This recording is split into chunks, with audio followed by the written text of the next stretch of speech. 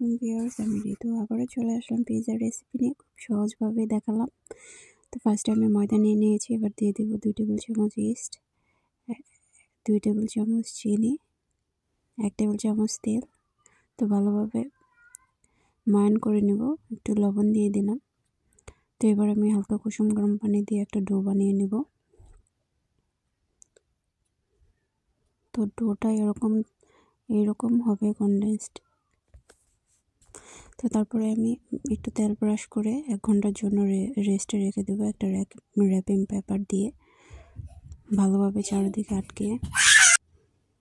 তো এই তো 1 ঘন্টা পরে আমার পিৎজার ডোটার ফুলে ডাবল হয়ে গেছে। এবার একটি 9 ইঞ্চি মোল্ড নিয়ে নেব। মোল্ডে আমি পিৎজার ডোটাকে চারিদিকে ছড়িয়ে দেব একটা কাঁটা চামচ দিয়ে, যাতে মাঝখান দিয়ে ফুলে না যায়। তারপরে আমি পিৎজা সস দিয়ে দেব।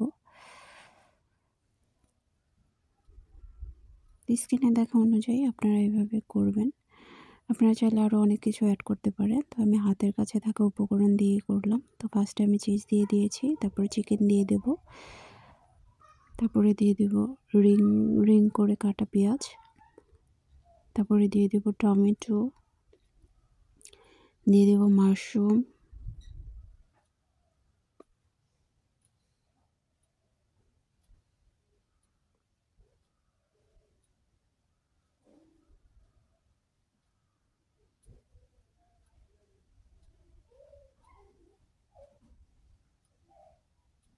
তারপরে দিয়ে দেব কিছু কাঁচামরিচ লম্বা লম্বা করে কেটে, তারপরে চিজ দিয়ে ব্ল্যাক অনিয়ন দিয়ে রেডি আমার পিৎজা।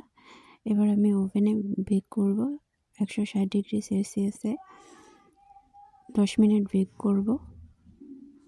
তো এই তো আমার পিৎজা রেডি। খেতে খুবই সুস্বাদু হয়েছিল, খুব অল্প উপকরণে।